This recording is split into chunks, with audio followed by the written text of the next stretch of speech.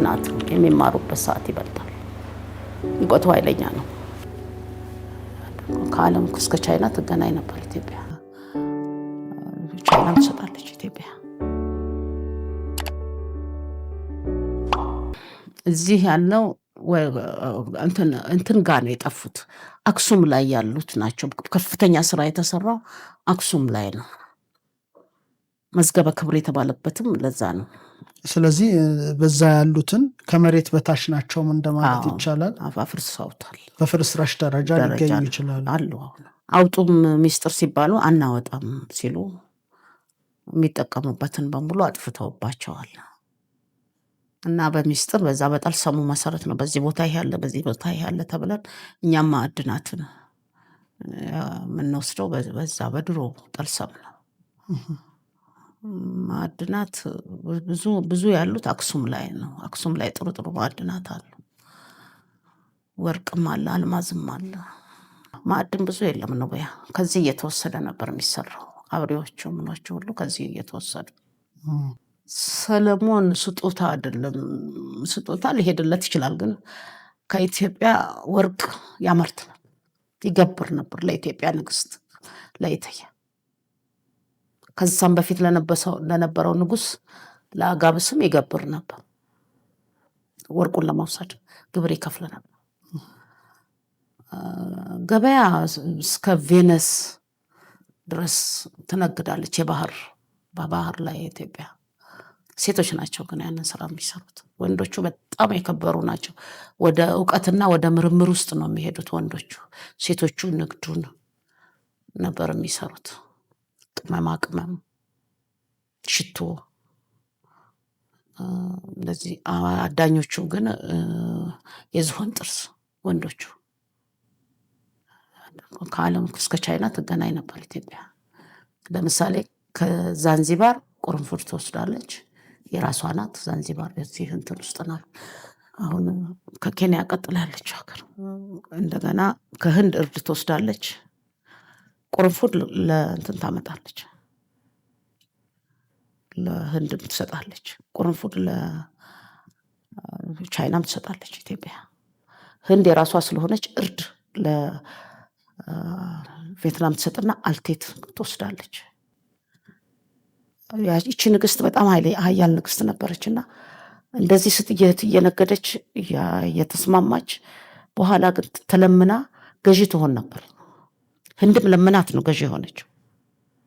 እንደው ምልክቶቹ አሉ እዛ። የራሷን አስተዳዳሪ የራሷን ጦረኛ ከኖቢያ ወስዳ አስቀምጣ ገዢ አድርጋ አስተካክላ እርስ በርሳቸው እንዳይጋደሉ አድርጋ አገሩን ሰላም አድርጋ ትመራ ነበር የኢትዮጵያ ንግስት።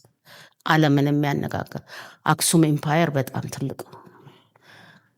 እንግዲህ በህግ ደረጃም ከኛ ብዙ ይወስዱ ነበር። አሁን የሐሙራቢ ህጎች እነዚህ ሁሉ ከኢትዮጵያ የተቀዱ ናቸው። የኢቲኤል ናቸው ይዟቸው የገባው። ብዙ ይማሩ ነበር ከመልከ ጼዴቅ ህግና ስርዓት፣ አምልኮት ሁሉ ከጌራ ላይ ይማሩ ነበር። እንትና ደሸት ስድስተኛው የልጅ ልጅ ይለዋል። የደሸት አባት ቀራሜድ ነው፣ የቀራሜድ አባት ሚሻል ነው። እነዚህ ኮከብ ቆጣሪዎች ናቸው። ዝናብ መምጣቱን፣ ረሃብ መምጣቱን፣ ሰላም መኖሩን አለመኖሩን በኮከብ ቆጥረው ለህዝብ የሚያሳውቁ ነገስታቶች ናቸው።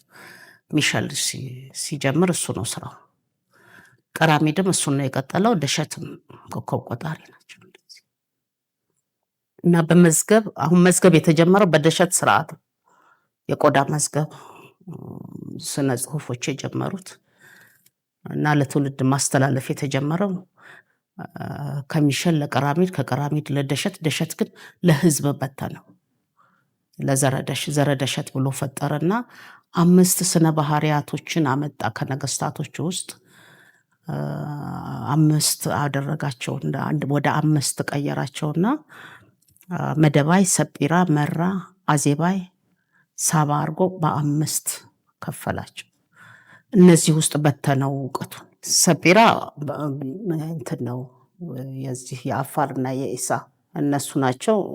በዚህ ሄድኘው ባክቴሪያዎችን አሁን ብዙ የማያስኬዱ አስፈሪ የሆኑ ስራዎችን የሚሰሩት እንትኖች ናቸው፣ ሰጴራውያኖች ናቸው። ከአፈር ጋር ቀይጠው ማዕድናት ጥሩም ነገር ይሰሩበታል፣ እንደ ማዳበሪያ፣ እንደ አትክልት ቶሎ እንዲበቅል። የሰጴራ የመደባይ ደግሞ ኮከቦችን አሁን ይሄ የገዳ ስርዓት 8 ዓመት ሳውዘርን ክሮስን የሚቆጠረው የገዳ ስርዓት በመደባይ ውስጥ መራ ደግሞ ስነ ጽሁፍን፣ ብራና ቀረጻን፣ ቅርጻ ቅርጽን፣ ሳባውያን በድንጋይ ቅርጽን ቅጥቀጣውን አደረጉ። አዜባውያንንም እንደዚህ የባህር ወለል ውስጥ ያሉትን አድርጎ ደሸት አዋቅሮ ዘረ ደሸት ተብለው የደሸትን እጅ ስራ ያስቀመጠ ደሸት ነው። ደንበኛ በቤተ ክርስቲያንም በተለያዩ ቦታዎችም የደሸት እጅ ስራዎች ይታያሉ።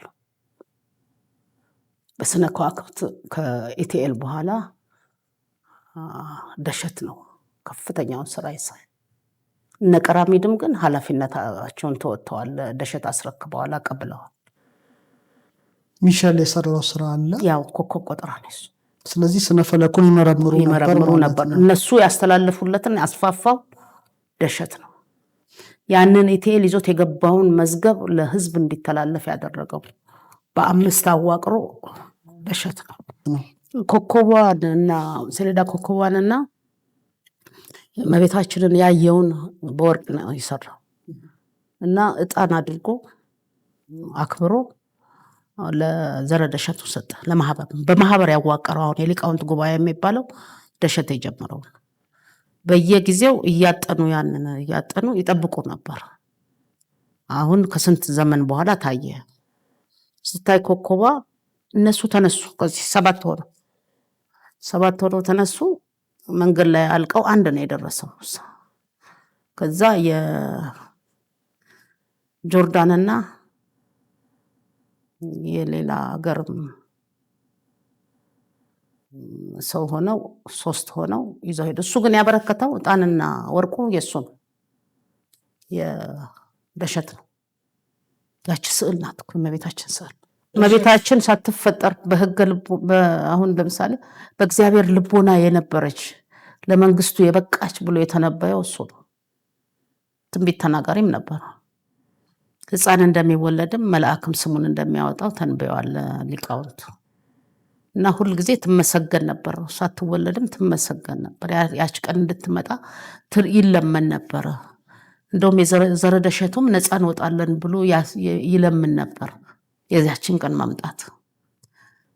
አሁን ቀን አቆጣጠራችሁ ላይ ኮከቧ ስትወጣ ነው ዘረ ደሸቱ ከጣና የተነሱት።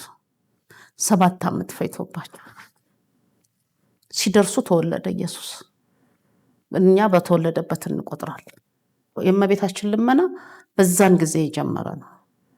ያቺ ቀን እንድትመጣ ያቺ ንግስት ያንን ንጉስ እንድትወልድ ከተወለደም በኋላ ዘረ ደሸቱን አካባቢ መጥቶ አይቶ ረግጦ ነው የሄደው በልጅነቱ። ደሸት ማህበረሰቡን መስርቶ ከሄደ በኋላ የሚያጠፉበት ሰዓት ተደብቀው ነበረ የሚያስተላልፉት። አባት ለልጅ፣ ልጅ ለልጅ፣ ልጅ ለልጅ እያለ እየተላለፈ ጉባኤ ግን በአመት 2 ጊዜ ያደርጋሉ። ብዙ ሰው የለንም በዘረ ደሸት ግን ያሉት ሊቃውንቶች በዘመናቸው ሳያስተላልፉ አያልፉ። እስከ ብዙ ሺህ ዘመናት አልፏል ማለት ነው። በጣም ብዙ ዘመን 3500 ዘመን እየተላለፈ ነው የመጣው። መዝገቡም ጽሁፉም ጥልሰም።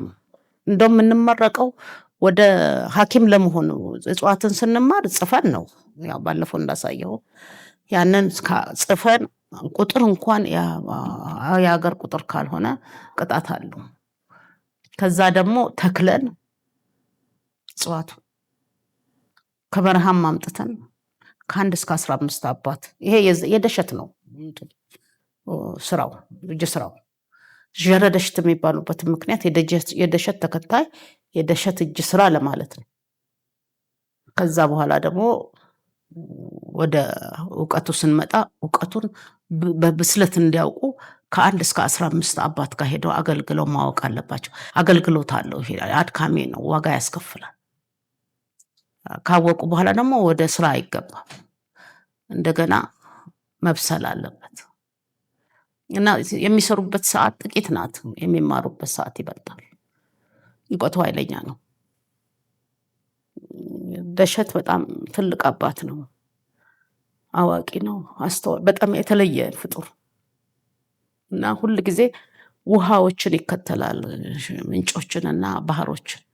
ኮከቦችንም ባህሩ ላይ ነው የሚያያቸው። ቴሌስኮፕ እኮ አያስፈልግም። እኛ አሁን ሐምሌ ላይ የምትወጣውን ኮከብ ለማየት ባህር ዳርቻ ነው የምንሄደው እና ወደ ባህር ሄዶ ማየት ነው። ከቴሌስኮፑ በላይ ባህሩ ላይ ይታያሉ ከዋክብቶቹ። ከዛ በኋላ አይነታቸውን ይመዘገብና ከባህር መዝገቡ ጋር አይቶ ትርጓሜ ይሰጠዋል፣ ለሊቃውንት ጉባኤ ቀርቦ ያንን ነው ያስተላለፈልን። ይሄ የደሸት ስርዓት ነው። ብዙ የባህሩን ትርጓሜ ቢወስዱት ከዛ በኋላ ወደ ቴሌስኮፑ ለመተንተን አስቸጋሪ አይሆንም። እነዛ የሚታዩትን ከዋክብትን ትመዘግባላችሁ ማለት ነው? አዎ በጣም ይመዘግባሉ። በጣም በእኔ ደረጃ አይደለም የማወራ፣ በጣም አዋቂዎች አሉ። መቼ እንደምትወጣ እንኳን ቀድመው የሚናገሩ አሉ። መቼ ረሃብ እንዳለ በኮከቧ ቆጥረው፣ መቼ ቸነፈር እንዳለ መቼ በስዕል እኮ እየገለጹ የሚያቀርበዋል። እዛ ላይ 81 ሊቃውንት ያወራበታል፣ ይንጫጫል። ከዛ በኋላ ነው መልስ የሚሰጠው። መልስም የማይሰጥበት አለ። ከፈጣሪ የመጣን ነገር ማንም መልስ ሊሰጥ አይችልም እና ጸሎት ይያዛል፣ ጽሞና